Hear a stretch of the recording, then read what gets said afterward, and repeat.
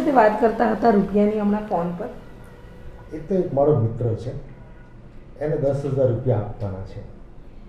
તો એ સારો સવારમાં જ ફોન કરે. હમણાં અમારે એ બાજુ જવાયું નથી, તો એના બાકી રહી ગયા છે આપવાના. આ જોઈતું હતું કે સિગ્નેચરના નામે હું તારી બધી પ્રોપર્ટી પડાવી લઉં, અને પછી તને ખબર પડે વિરમ ડોસા કે આ રીચા કોણ છે. શું વિચારમાં પડી ગઈ છે? વિચાર કંઈ નહીં, હું વિચારું છું કે ભગવાને જો મને ઘણું બધું આપ્યું હોત ને તો હું તો તમારા માટે ઘણું બધું કરવા માગું છું. અને હા, જેમ તમે મારા માટે સારું ઈચ્છો છો ને એમ હું પણ તમારા માટે સારું જ ઈચ્છું છું. મારી મમ્મીનું ઓપરેશન તો હું ગમે તે રીતે કરાવી લઈશ, હવે એનું તમે ટેન્શન નહીં લો.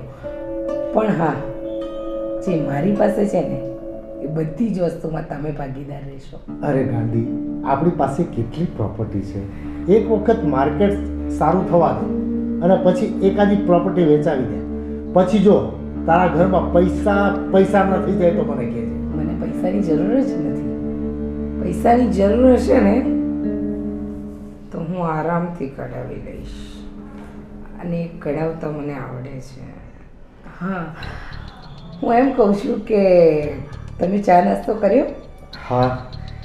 સારું, તો તમારા જ્યુસનો ટાઈમ થઈ ગયો છે. હું રાધીવહુને કહીને તમારા માટે જ્યુસ લાવું છું. હા, કેટલું ધ્યાન રાખે છે તું મારું.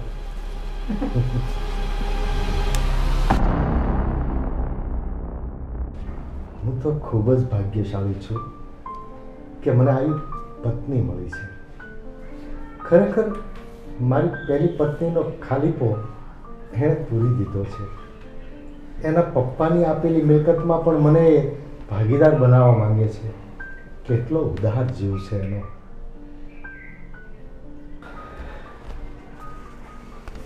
જય શ્રી કૃષ્ણ બાપુજી. જય શ્રી કૃષ્ણ બેટા. કેમ છો? મજામાં? મજામાં હો.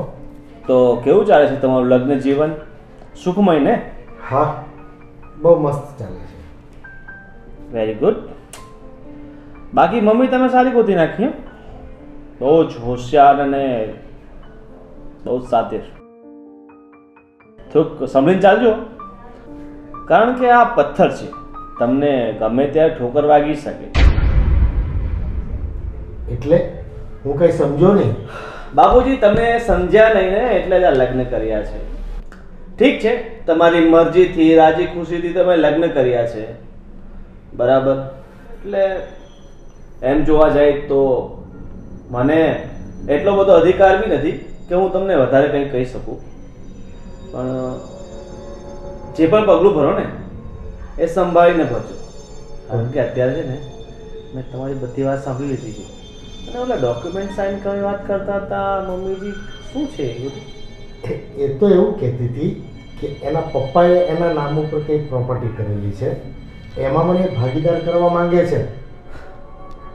ઓહ, એમાં એ તમને ભાગીદાર કરવા માંગે છે, અને પછી આગળ? એટલે મને એણે એવું કીધું કે તમે મને એક સાઇન કરી આપજો, એટલે બધી ભાગીદારીની મિલકત થઈ જાય આપણી બંનેની.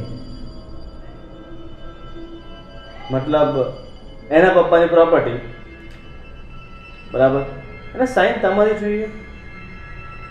અને બાપુજી, તમને એક વાત કહો કે અત્યાર સુધી તમે એના પરિવારને કે એના પરિવારના કોઈ પણ સદસ્યને કોઈ દિવસ મળ્યા છો? એટલે એમ હું ઓળખું છું, મેં જોયેલા છે, પણ એમની સાથે બેસીને નજીકથી પરિચય નથી કર્યો. લો, એના ઘરે કદી ગયા છો? ના. એમ વાસ્તવિક મુલાકાત થઈ છે કે ખાલી એમને કીધું હોય કે આ ઓલા મારા પપ્પા, ઓલા મારા મમ્મી? હા, બસ એમ જ. એમ જ ને પપ્પા, તમારી કહાની છે એકદમ ફિલ્મી છે. એમણે તમને જે જે કીધું ને તમે બધું માની લીધું, અને શક્યતા તો પૂરી છે ને કે આ બધું ખોટું પણ હોઈ શકે છે. અને આજે તમને કાગળિયા સહી કરવાનું કહે છે, એ આપણા જ ઘરના કાગળિયા એણે બનાવી રાખ્યા હોય. અને આજકાલ તમને ખબર છે ને, બધું 2 નંબરમાં થાય છે. આજકાલ તો જાલી દસ્તખત પણ થઈ જાય છે. અને આપણી જ પ્રોપર્ટીની ફાઇલમાં તમારા દસ્તખત કરાવી નાખી અને બધું લઈ લીધું તો? અને એમ પણ તમારું ઇંગ્લિશ તો હાવ કાચું છે ને, પણ બેટા મને એવું નથી લાગતું કે રીચુ આપણી સાથે આવું કરી શકે. બાપુજી તમે છે ને રીચાના પ્રેમમાં પાગલ થઈ ગયા છો, આંધળા થઈ ગયા છો. એટલે રીચા જે કહે છે ને એ બધું સત્ય અને પાછળ રીચા વગરનું બધું પ્લાન. આમ ના હોય બાપુજી, બરાબર? હું તો તમને પહેલેથી સાવચેત કરું છું કે કંઈ પણ તમે પગલું ભરો ને એ સમજી વિચારીને ભરજો. ક્યાંક એવું ના થાય કે આ તમારા પગલાંના કારણે, તમારી ભૂલના કારણે અમારે રોડ પર આવવું પડે અને ઘરમાં બબે વહુઓ છે, મોટા ભાઈ વિદેશ રહે છે. ના બેટા, એવું તો ન થવું જોઈએ. તો એના માટે હું શું કરું તું મને કે. તમે એ જ કરો, પહેલા વાસ્તવિકતા જાણો, સત્ય શું છે એ જાણો. એના મા બાપને આપણા ઘરે મળવા બોલાવો, નહીં તો તમે ત્યાં જાઓ. જોજો તમે એમ નામ લેશો ને કે મારે તારા મા બાપને મળવું છે, એમની મુલાકાત કરવી છે, મારે તારા ઘરે આવવું છે, જોજો 100% તમને લખીને આપું છું, એ કોઈ દિવસ માનવા રાજી નહીં થાય. એ તો મેં કરી જોયું. મેં એને એકવાર કીધું તારા મમ્મી પપ્પાને મળવા આપણે ઘરે જઈએ. હવે જેવી રીતના આપણે આ ઘરમાં સ્વીકારી લીધા છે આપણને, એવી રીતે એ લોકો પણ સ્વીકારી લેશે. પણ હાથ નથી પાડતી. તો પપ્પા તો અહીંયા જ જોઈ લો ને કે દાળમાં કાંઈ કાળું છે કે બધી દાળ જ કાળી છે.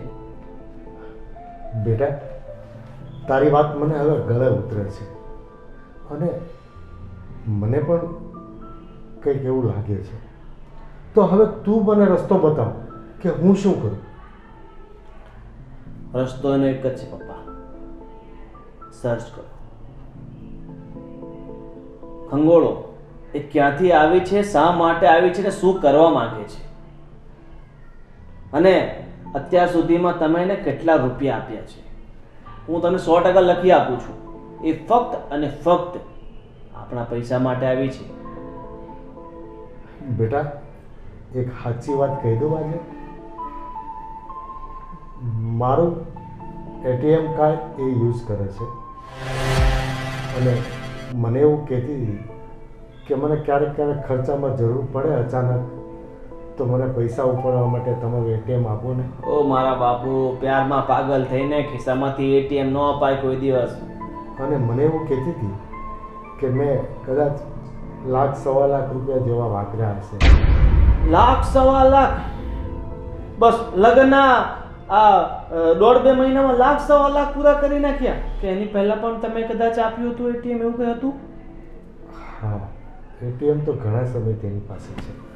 કરી નાખ્યું કલ્યાણ બાપુ.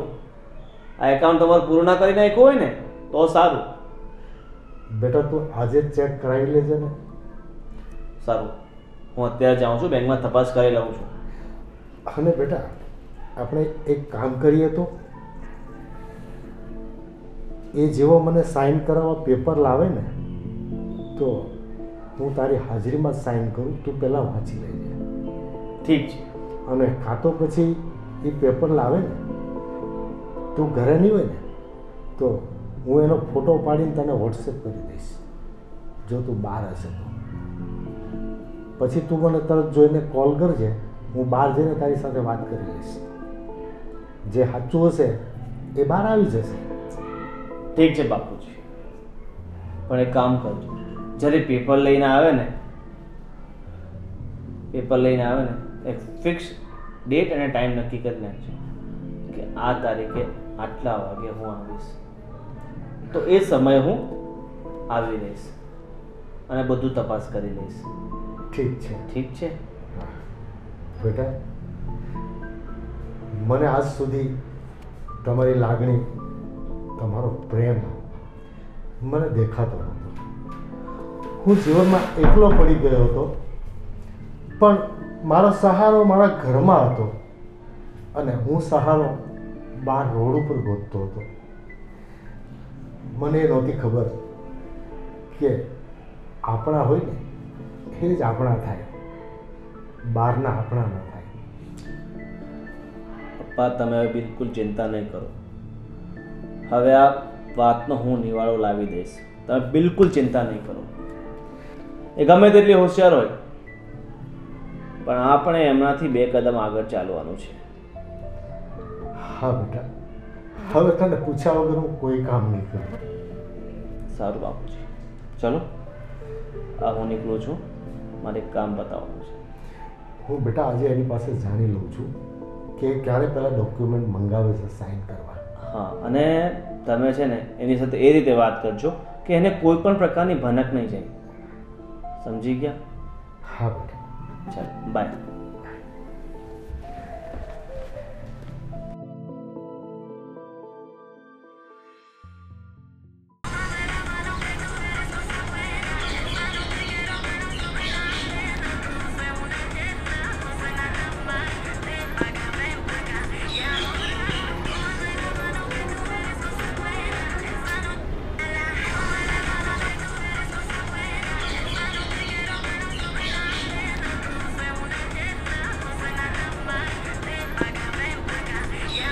મસ્ત. ચલો ને ભાભી, આ કરીએ, મને બહુ ઈચ્છા છે. પેલું નશાવાળું બનાવ્યું? હા, શું કરી રહ્યા છો? રીલ્સ બનાવતા હતા. અચ્છા, મેં તમને ત્યાંથી જોયા કે તમે રીલ્સ બનાવતા હતા, ડાન્સ કરતા હતા. મને પણ રીલ્સ બનાવો. આવડે છે? હા, બનાવી દો.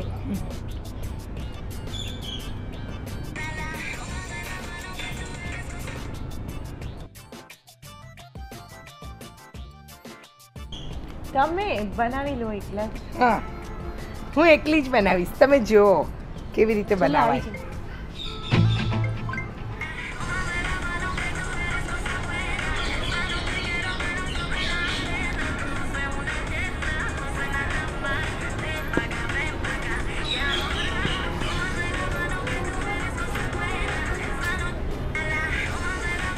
બની ગયો મમ્મી, બની ગયો. એ 10 સેકન્ડનો જ હોય. હા, જુઓ ને મારો ડાન્સ કેવો છે. જો, અરે બહુ જ મસ્ત કર્યો છે. હે ને, હું સરસ કરું છું ને. મસ્ત છે. સારું, મારા મોબાઈલમાં સેન્ડ કરી દેજો અને હવે તમે કન્ટિન્યુ કરો. હો? સરસ નાચે છે. કીપ ઇટ અપ બેટા. કેવી કે બેટા, બધું જે વહુઓ કરે ને બધું એને કરી છે. કેવી કે બેટા. ઉંમર ખબર નહીં આટલી મોટી છે પણ શોખો બધા નાના મને બૈરાઓ એવું છે. લાગે છે કે કાલે એકનું ખૂન કરવું પડશે, તો કદાચ એક ખૂન કરવા પણ આવે. સાચી વાત છે. ચલો ચલો. તને એવું નથી લાગતું કે હા બાના નખરા કંઈક ઓવર રિએક્ટિંગ જ જાય છે? ઓવર, બહુ જ ઓવર છે. મને તો એવું લાગે છે બુદ્ધિ કોડી લાલ. મને તો એવું લાગે છે કે બા પેલા બારમાં ડાન્સ કરતા સાચે. ચલો છોડો, હવે રીલ્સ બનાવશું તો પાછું કહેશે મને ડાન્સ કરવો છે, મને રીલ્સ બનાવી છે. બાપરે, આટલો લોડ લેવો જ નથી. હા ભાભી, મારે સિરિયસલી ડાન્સ કરતા હતા. ફોન ઉપાડો મારો, ફોન ઉપાડો, ફોન ઉપાડો. હા હા, જય શ્રી કૃષ્ણ. કેમ છો તમે? અરે હું શું કહું છું, તમારી બધી વાત મને પછી કરજો, પહેલા મારી વાત સાંભળો. અરે પપ્પા જે વ્યક્તિને ઘરમાં પરણીને લઈ આવ્યા છે ને એ ખરેખર વિચિત્ર છે. આજે હું અને ઉન્નતિ રીલ્સ બનાવતા હતા અને એમણે જે જબ્બર ડાન્સ કર્યો છે ને એ 12 ગલવાળી છોકરી પણ ના કરે એવો ડાન્સ કર્યો છે. ખરેખર કહું છું, તમે જેમ બને ને એમ જલ્દી આવી જાઓ, કારણ કે આ વ્યક્તિ મને વ્યવસ્થિત નથી લાગતી. એણે ખાલી ને ખાલી પપ્પાના પૈસા માટે એને પ્રેમ કર્યો છે અને એ વાત તો સાચી જ છે કે પપ્પાને એણે ભોળવી લીધા છે. પપ્પા ભોળા છે, એની વાતમાં ભોળવાઈ ગયા છે. પપ્પા પાસે કેટલી સંપત્તિ છે, શું છે, ક્યાં એમણે પૈસા રોક્યા છે, આ બધી વસ્તુની એને ખબર છે. બોલો, અરે શ્વાસ તો કેમનો નીચે મુકાય? મને તો એ જ નથી સમજ પડતી કે આ વ્યક્તિને કેવી રીતે ઘરની બહાર કાઢે. દરરોજ સવારમાં કંઈક ને કંઈક નવું હોય છે. કોઈક દિવસ ગાજરનો હલવો, ક્યારેક બટેકા પૌવા. અરે એ પણ આ ઘરના વહુ છે, એમની તો કંઈક ફરજ બને છે કે નહીં? અને પપ્પાને તો ખબર નહીં, આ ખાડા કાન કરી દીધા, પપ્પા કંઈ સમજવા જ તૈયાર નથી. દિયરજીની વાત પણ નથી માનતા. બરાબર, સારું, કઈ વાંધો નહીં. તમે મીટિંગમાંથી ફ્રી થાવ ને પછી મને પાછો ફોન કરજો.